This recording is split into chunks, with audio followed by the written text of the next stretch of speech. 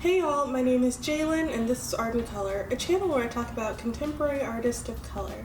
This week we are going to talk about the 2022 Whitney Biennial. But before we do that, please subscribe to my channel so you can get notified every single time I post a new video. Now on to the art. The Whitney Biennial is a show that occurs every 2 years at the WhitneyMuseum in New York City. It is billed as a survey of contemporary American art dealing with the most pressing issues in contemporary American culture, or I guess culture in general. There are typically 2 curators that are selected either from inside of the Whitney's own staff or from outside curators who are known for putting on shows of quality. Since the Whitney Biennial does claim to represent American art and American issues, whether they be political, social, or cultural, it has of course had a considerable amount of controversy tied to it.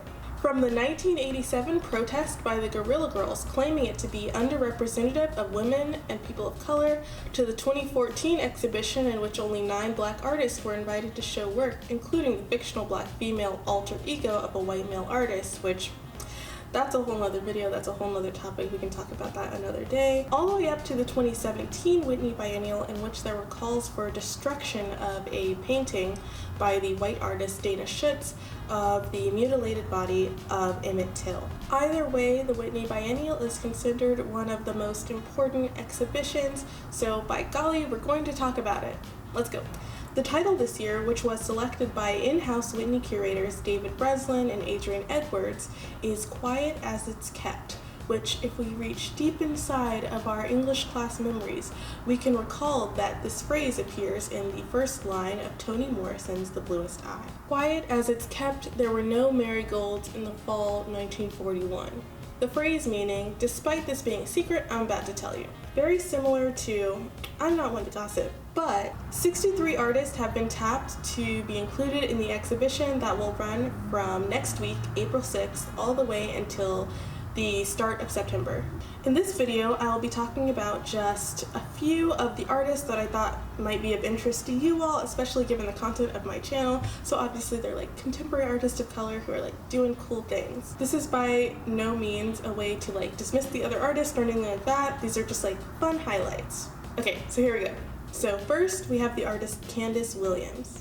Kandis Williams was born in Maryland in 1985. She received her MFA at Cooper Union in 2009. Her work spans mediums of collage, performance, video, assemblage, and installation, and interrogates issues of race, nationalism, authority, and eroticism. Beginning with internal research on popular culture, online discourse, diaspora, and critical race theory, Williams merges these ideas together in visually diverse and meaningful ways in her works. Williams notes that her practice is spurred by a systematic impulse to deconstruct and reconstruct narratives and images. Williams also has an active curatorial and writing practice and runs Cassandra Press, which is a black feminist press. Her first solo show was titled A Field. It took place in 2021 at the Virginia Commonwealth University's Institute for Contemporary Art. The next artist that I thought would be interesting to talk about was Woody de Othello. I was actually lucky enough to interview Woody, so I will put the link below to that article. It was so fun to meet with him in his studio and talk about his practice, but here's the actual information. Originally from Miami, Woody de Othello received his MFA in 2017 from the California College of Arts in San Francisco. Othello is known for his monumental ceramic and bronze constructions that resemble everyday objects: rotary telephones, faucets, stools, and remote controls. All of these items are reimagined as bulging, sometimes anthropomorphic sculptures. Similar to artists of the past like Salvador Dali, Magritte, and Felix Gonzalez Torres, Othello is interested in presentation and reassessment of everyday objects and their place in our lives. The next artist is Duane Linklater. Duane Linklater is a Moose Cree First Nations artist currently based in North Bay, Ontario. Linklater is known for his multidisciplinary practice that includes research-based installations, writing, and video. His works tend to question the positioning of museums as physical structures as they relate to Indigenous people and their histories. Through his work, he addresses issues of cultural loss and recovery, as well as authenticity, appropriation, and authorship. Next up on the list, we have Rindon Johnson. Rindon Johnson is a multidisciplinary artist working in media art and virtual reality. He often explores themes of identity and global socio-environmental concerns through his digital works. His practice often navigates the space between the physical and digital worlds, the imagined and the real. Exploring digital spaces through lenses of romance, nostalgia, and science fiction, Johnson creates radical new worlds in his work that lean towards both the dystopian and the utopian.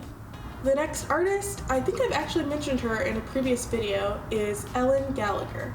Ellen Gallagher's works examine the evolution of African American stereotypes.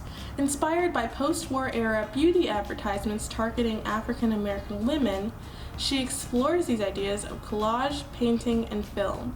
She is best known for works inspired by images advertising skin whitening and hair straightening products from magazines like Sepia and Ebony. The last artist I'd like to talk about is Tony Coates, who I actually learned about in a class that I took last year, and so I'm super excited to share. Coates is an artist whose practice foregrounds social critique. His video installations and sound works utilize appropriated materials to reflect upon ideas of race, capitalism, and language as art. Tony Coates' works explore representations of race, gender, and class in popular media. He typically layers fragments from essays, speeches, or journalism over color block backgrounds with accompanying soundtracks of soul, hip-hop, punk, and techno music. So obviously the show is going to be incredible. I don't know how, but I'm going to get over there at some point during the summer to see this incredible collection of artists. The question of the day is, do you have any artists whose work you really want to see in person one day? I personally have a list that is like 50 artists long, but please leave your comments below so I can learn more about y'all's interests. If you enjoyed this video, please give it a thumbs up, and if you learned something new, share it with a friend. Thank you so much for watching. Until next time, goodbye!